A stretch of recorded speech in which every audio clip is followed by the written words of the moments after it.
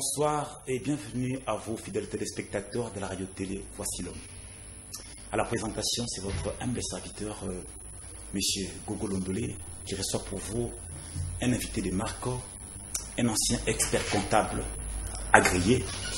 Il est aussi docteur en théologie pratique et puis président de la Fondation chrétienne d'Alliance. Avec lui, nous allons échanger autour d'un thème très important qui s'intitule « Le chrétien et l'entrepreneuriat ». Bonsoir, docteur. Bonsoir, bien-aimé Gogo.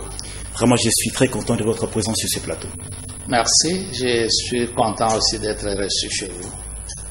Alors, quelle est votre impression par rapport au thème?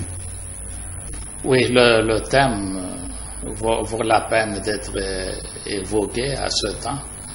Le thème de partenariat. Mais souvent, il y a une petite confusion qu'on fait entre le partenariat, l'artisanat, le travail, le commerce. On fait un peu de confusion. Mais dans notre exposé, je crois que nous allons fixer les choses. Ok, alors, d'entrée de jeu, c'est quoi la différence entre l'entrepreneuriat et le partenariat? L'entrepreneuriat, c'est le fait d'entreprendre une activité quelconque. Alors que le partenariat, c'est un système de collaboration où deux ou trois personnes, ou beaucoup de personnes se mettent ensemble comme partenaires pour réussir quelque chose. Alors, c'est qui un entrepreneur? Un entrepreneur, c'est quelqu'un qui fait des activités qui produisent soit les services, soit la commercialisation de marchandises. Je parle de la commercialisation, bien sûr, cela en vue de tirer un bénéfice. Alors, qu'est-ce qui fait la force d'un entrepreneur? Est-ce que ce sont ses idées, ses ambitions, son activité sur le terrain ou juste à ses moyens? Oui, donc pour réussir une activité, il faut d'abord les moyens de prime abord et puis la maîtrise de ce qu'on veut faire. On ne peut pas faire quelque chose dont on ne maîtrise pas les paramètres. Il faut savoir qu'est-ce que vous allez entreprendre et puis il faut avoir aussi les stratégies de mise en œuvre de ce que vous allez entreprendre. Alors, à quel âge peut-on devenir un entrepreneur? Un entrepreneur peut être n'importe quelle personne, mais qui a l'âge adulte. L'âge adulte chez nous, c'est à partir de 18 ans. Oui. Alors, est-ce que c'est important d'avoir beaucoup plus d'entrepreneurs dans une société? Est-ce qu'il y a des avantages? Entrepreneur dans une société, ça fait un peu de confusion. C'est-à-dire, dans une société, ceux qui sont là-bas sont des associés, ne sont pas des entrepreneurs. Entrepreneur, c'est celui qui entreprend une activité pour avoir un bénéfice. Mais dans une société, quand on parle d'une société, c'est déjà l'association de beaucoup de personnes à partir de deux. Donc, les associés peuvent être là, peuvent être nombreux. Si on parle des associés ou des partenaires dans une activité, ils peuvent être nombreux ou peu, mais ce qui compte, c'est la définition de ce qu'ils doivent apporter, ce qu'ils doivent faire, et comment ils peuvent se partager les tâches. C'est ce qui compte quand on est nombreux. Alors, en tant qu'ancien expert comptable agréé, c'est quel genre de difficultés que rencontrent souvent les entrepreneurs sur le terrain, d'une manière générale et particulièrement en RDC? D'une façon générale, les difficultés sont presque les mêmes.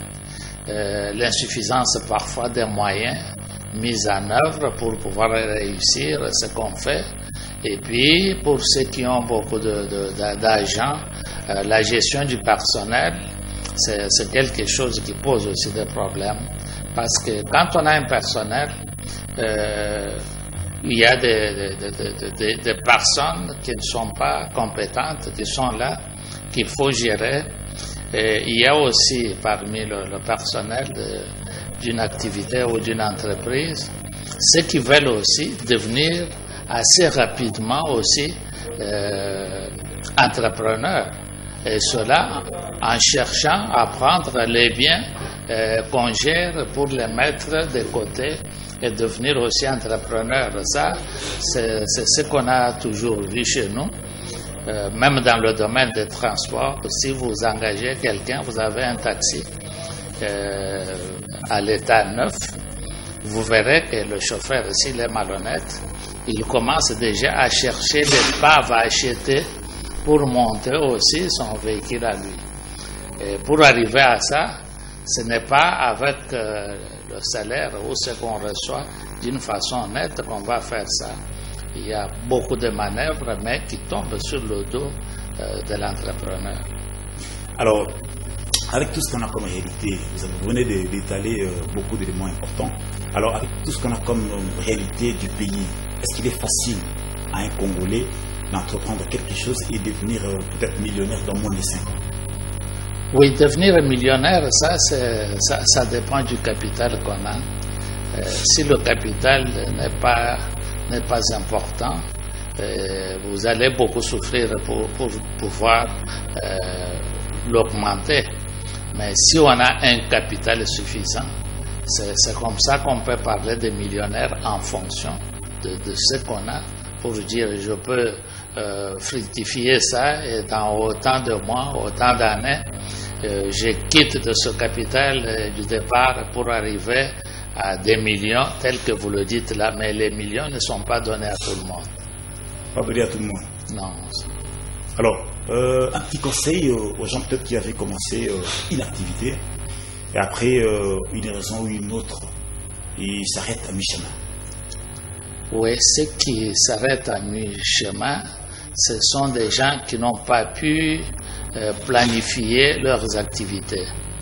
Même la Bible nous dit qu'on ne peut pas construire une tour sans avoir estimé d'abord ce qu'on a comme matériaux, ce qu'on a comme fond, parce que quand on parlait de tours, c'était une construction assez élevée.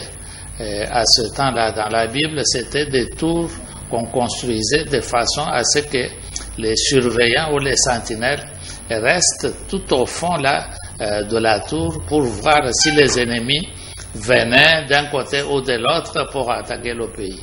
Donc, c'était un travail où il fallait des connaisseurs qui pouvaient construire la tour, il fallait avoir des matériaux, il fallait avoir du temps et des moyens. Donc, le Seigneur Jésus lui-même a dit qu'on ne peut pas se mettre à construire une tour sans au préalable évaluer ce qu'on a, ce qu'on dispose pour ce travail-là.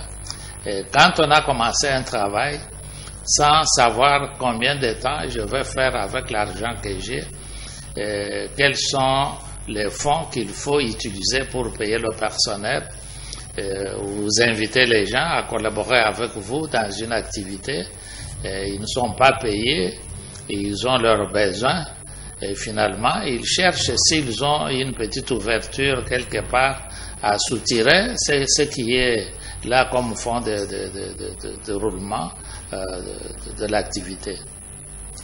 Donc, si je comprends bien, il faut une bonne planification avant tout. Oui, il faut ce qu'on appelle bien sûr prévision. Il faut faire les prévisions budgétaires. Dans les prévisions, on sait qu'on va utiliser cet argent pour telle activité, pour autant de mois, et pour arriver maintenant au résultat. Au résultat, c'est le bénéfice qu'on va gagner. Après 6 décennies, le Congo est ce qu'il est. Il y a eu des gens, le Congo, notre pays, est ce qu'il est. Donc le bilan est mitigé. Il y a eu des gens qui ont commencé, qui ont entrepris des actions, mais ils se sont arrêtés quelque part. Aujourd'hui, nous avons notre chef de l'État qui vient avec des visions éléphantesques ou titanesques, selon moi. Alors, un conseil peut-être qui pourra peut-être les aider à réussir les actions sur le terrain. Vous savez que nous avons eu chez nous ici des étrangers qui venaient investir, qui venaient s'installer. Dans le passé, il y a eu de Portugais, il y a eu de Grecs. Les Belges s'occupaient de l'administration publique, ils maîtrisaient tout ce qui était du commerce. C'était les Grecs, c'était les Portugais qui faisaient ce commerce. Mais ils avaient un système. Le système, ce système, c'est ce qu'on appelle le contrôle interne. Contrôle interne, c'est l'ensemble des dispositions prises pour pouvoir sécuriser les activités. Donc, on essaye de faire la couverture de risque avant de commencer l'affaire. C'est comme ça qu'on voyait à ce temps-là un Portugais qui s'installe par exemple dans un coin vers Bulungu ou un autre coin. Il place quelqu'un qui doit acheter du coton ou le maïs. Il donne l'argent, il laisse ce monsieur-là acheter à sa place. Mais qu'est-ce qu'on prenait comme disposition de risque? C'était qu'à ce temps-là, les produits avaient un prix standard, un prix connu de tout le monde. On savait que de ce coin-là, le maïs coûte autant par kilo. Okay. Donc, et puis on laisse les sacs, on laisse l'argent. Et les gens qui achetaient ne savaient pas qu'on va contrôler l'argent et les marchandises à partir du nombre de kilos achetés. Okay. Ils achetaient en vrac, mettaient dans des sacs, et après, quand on venait pour contrôler, on pesait les sacs. Oui. On dit, vous avez acheté autant de sacs, ces sacs représentent tel poids en kilos. Autant de kilos. Maintenant, oui. On vous avait laissé autant d'argent. Oui. On calcule, on voit le nombre de kilos achetés et puis l'argent dépensé.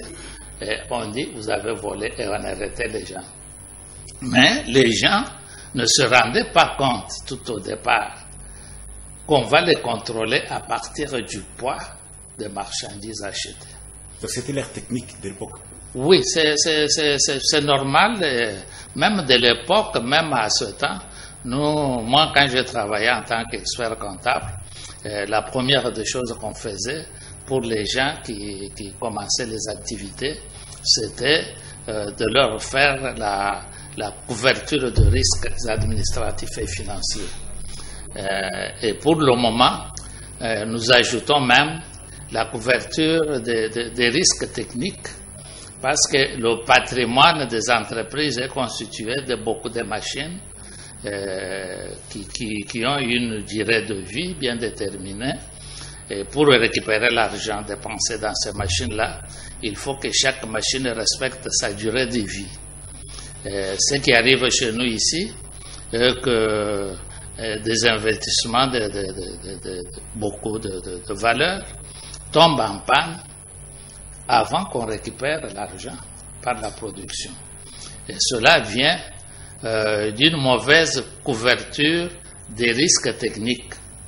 Donc, tout cela doit être défini. C'est pour cela qu'on voyait les Libanais. Quand les Libanais venaient pour s'installer chez nous ici, la première des choses qu'ils faisaient, c'était de chercher le cabinet d'expertise comptable. Okay. Et ils s'affiliaient là-bas.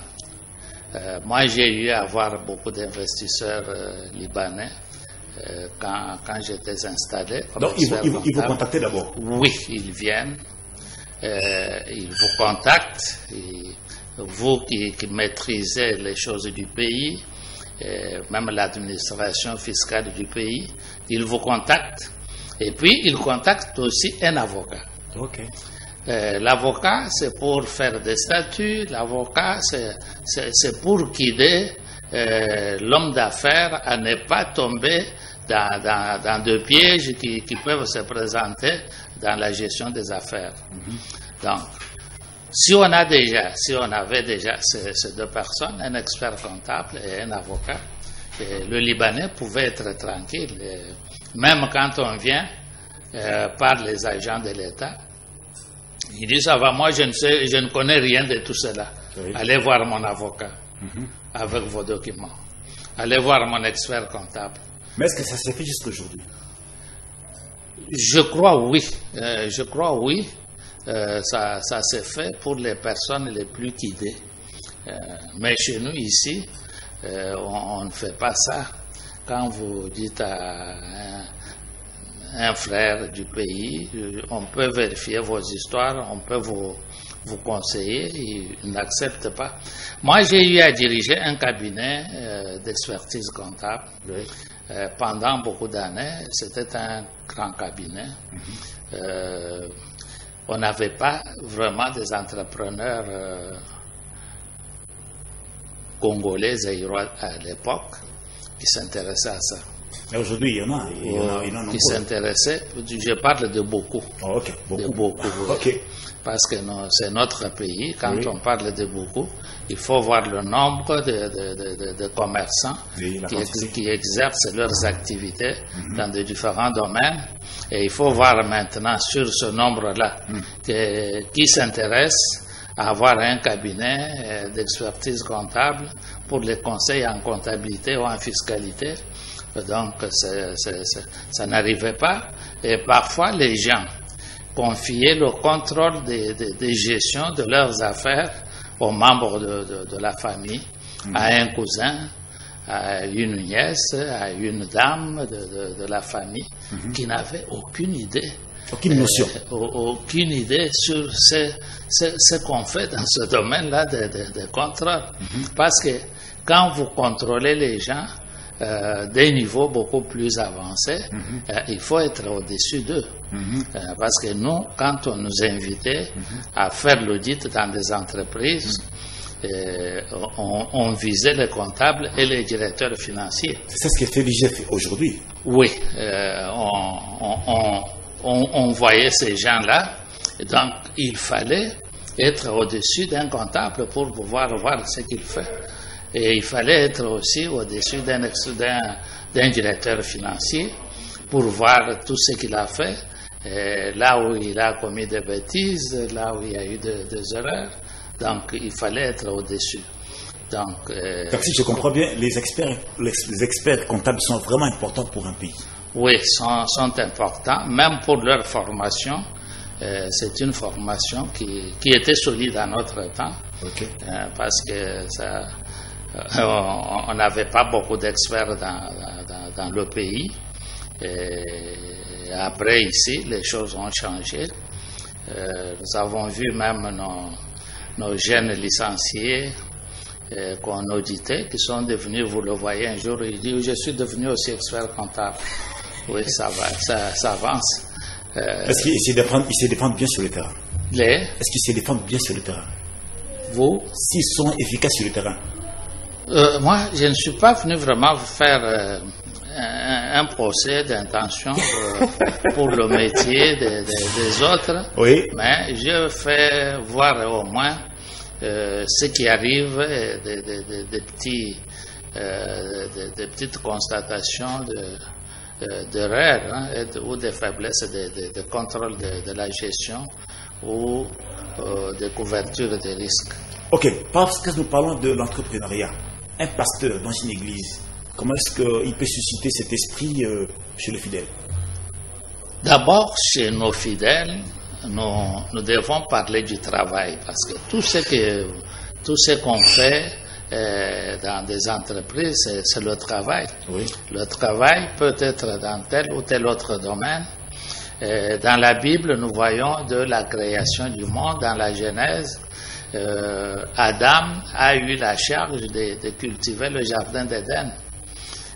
Par après, ça c'est tout à fait au début. Nous voyons quand Adam et Ève ont eu des enfants, leurs enfants n'étaient pas de fainéants qui restaient sans travail. Caïn travaillait la terre, l'autre faisait l'élevage, Abel. Par après aussi, on avance, on trouve qu'Abraham était un éleveur, quelqu'un qui avait beaucoup de vaches, qui avait de chèvres, qui avait beaucoup de choses dans ce cadre. Donc si je comprends bien, il faut encourager les fidèles au travail. Oui, c'est là où j'arrive.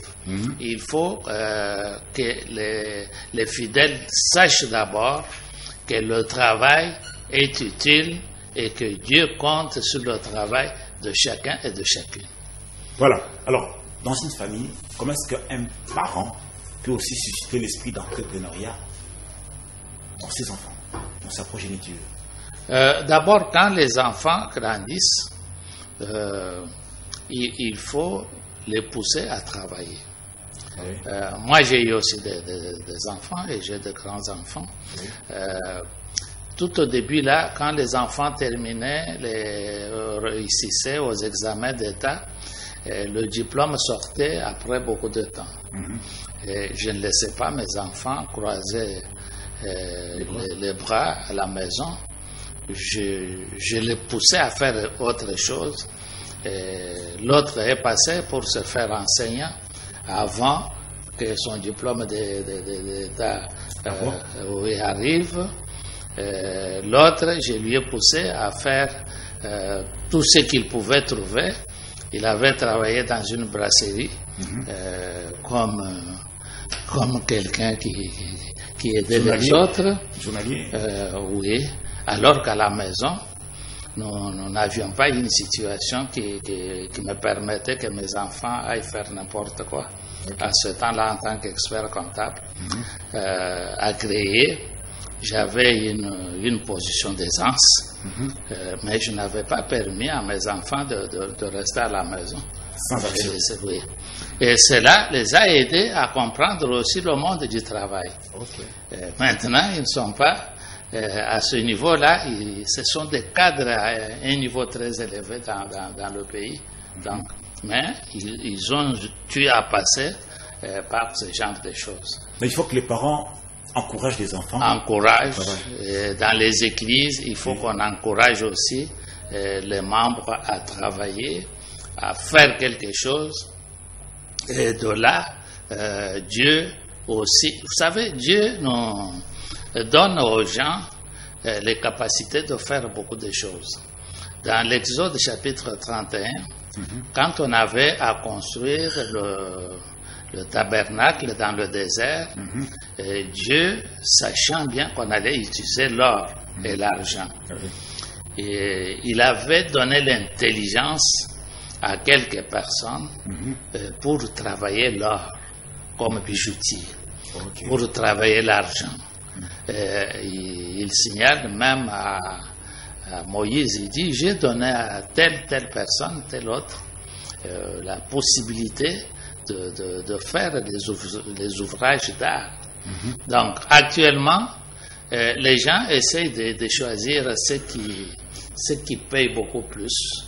C'est-à-dire, il faut être dans un bureau, il faut être comptable parfois, il faut être caissier, parce que de ce côté-là, on peut bouger les fonds d'autrui. Non, ce n'est pas ce qu'on doit faire. Ah bon? Ce qu'on doit faire avec Dieu, c'est parfois de demander sa volonté. Okay. Qu'est-ce qu'on peut faire? Donc il faut une orientation du Seigneur. Oui, c'est mieux. C'est mieux en tant qu'enfant de Dieu. Oui. Dieu nous guide, Dieu nous montre ce que nous pouvons faire. Et là, on réussit avec l'aide de Dieu. Alors, et si on n'a pas fait cela, et on a commencé le travail, tout travail quand même procure le bonheur. Oui. C'est question de prier et d'être bien honnête. Ok. Alors, docteur, expert, ancien expert comptable bien sûr, est-ce qu'il y a des inconvénients lorsque les gens font les copier-coller? Parce qu'ici chez nous, les gens n'ont pas l'esprit créatif, ils n'attendent que les autres pour les copier. Est-ce que c'est un avantage pour un pays où il y a des inconvénients là-dessus? Non, il y a des inconvénients, c'est comme nous avons dit, tout le monde n'a pas les mêmes capacités de réussite dans tous les domaines. Okay. il y a ceux qui peuvent réussir. Maintenant, ce qu'on fait, c'est la concurrence. Si on voit quelqu'un qui a commencé à vendre les pains et on trouve quand même que chez lui il y a à manger, tout le monde se met dans cette peau. Oui, dans la vente de pain. Et parfois on échoue. Dans le passé, il y a eu des gens qui sont tombés.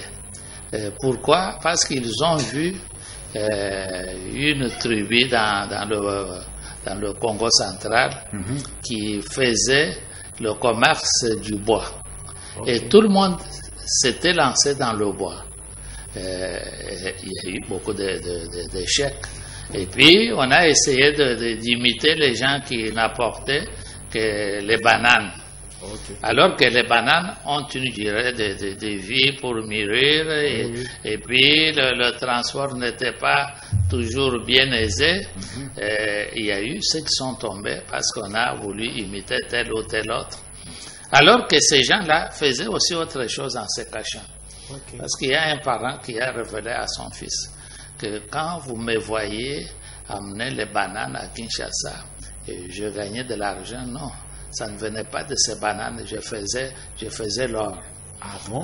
Donc c'était juste une il y a des Portugais qui m'avaient fait voir comment je pouvais exploiter l'or et le ramener. Et quand les gens ont vu les bananes, et tout le monde s'est mis dans les bananes, et par après, ils sont tombés. Ils sont tombés parce que les bananes, quand vous les entassez dans des camions, avec la chaleur de la journée, et puis vous les transportez sur de mauvaises routes, donc il y a de bananes qui pourrissent. Donc le copier-coller n'est pas un bon système pour... Non, ce n'est pas un bon système parce que dans le commerce, on étudie ce qui peut marcher, et comment aussi entourer la protection à ce qui va marcher là. Mais si on copie sans étudier les conséquences, là on tombe. Nous avons un nouveau Premier ministre qui s'appelle Samuel Kondé, qui est en train de chapeauter la primature congolaise. Alors un petit conseil à ces grands messieurs par rapport aux entrepreneurs congolais, parce qu'il y a beaucoup de difficultés, comme vous venez de le dire. Comment est-ce qu'il peut aider les Congolais qui entreprennent des activités? Oui, donc lui est arrivé à un moment très, très difficile, très compliqué, avec la maladie Covid-19 qui dérange le monde entier. Et les économies du monde entier sont balancées. Et maintenant, ce n'est pas la première fois que le monde a connu un temps de difficulté comme celui-ci. Il y a eu la Première Guerre mondiale qui avait mis toutes les économies par terre. La Deuxième Guerre mondiale, la même chose. Et après la Première Guerre mondiale, pour que les entreprises se relèvent, on avait besoin des experts comptables pour vérifier ce qui se faisait. Et c'est comme ça que les experts comptables étaient dépassés et pour ne pas échouer dans leurs tâches, ils avaient commencé à former le personnel interne de chaque entreprise à faire l'audit. Et là était né l'audit interne. Ça, c'est l'histoire. Oui. L'audit interne est sorti à cause de ça. Donc, on a commencé à former les gens. Donc, maintenant, qu'est-ce que je peux dire pour cette période? Nous sommes dans une période où les gens cherchent à gagner, même le gouvernement, par les industries agréées, et même les industries qui existent. Avec la Première comme Deuxième Guerre mondiale, la difficulté était là, mais la différence avec ce que nous vivons maintenant est que pour les deux guerres, les investissements, donc les investissements, le patrimoine technique de tous ces pays-là était touché, était endommagé. Maintenant, chez nous, nous n'avons pas des investissements touchés, endommagés. Tout est intact. Et on peut faire des efforts et relever les choses. Nous avons, à travers le monde, nous avons notre forêt équatoriale. On parlait avant de Brésil, mais maintenant on peut parler de nous. Avec nos forêts,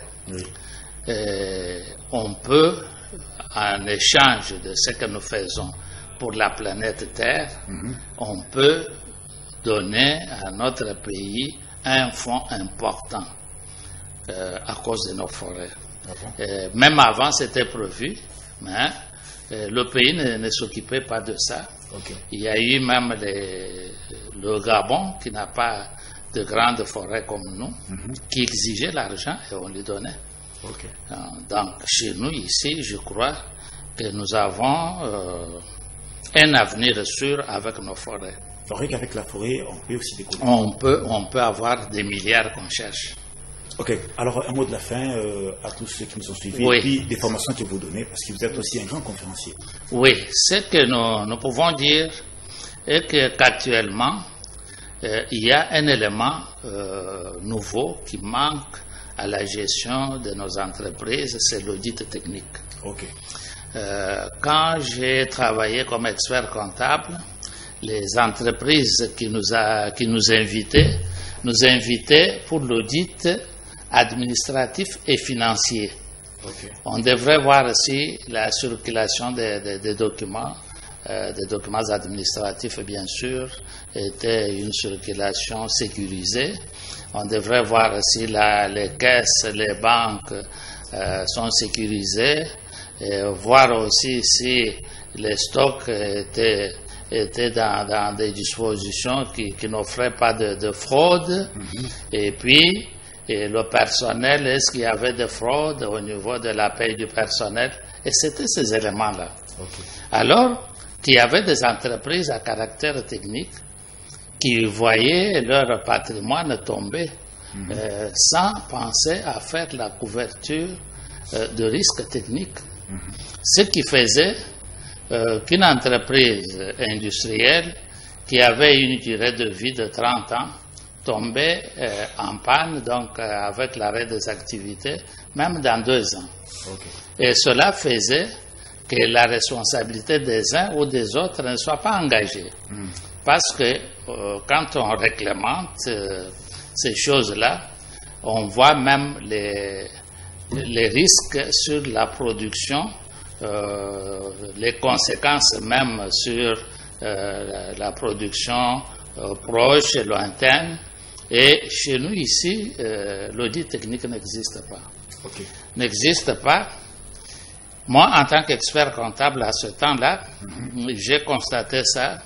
Et sur la demande de certaines grandes entreprises du pays, j'avais eu à monter un module qui faisait que chaque entreprise à caractère technique connaisse la différence entre le matériel stratégique de l'entreprise, c'est-à-dire son matériel qui, une fois en panne ou manque, l'entreprise tombe.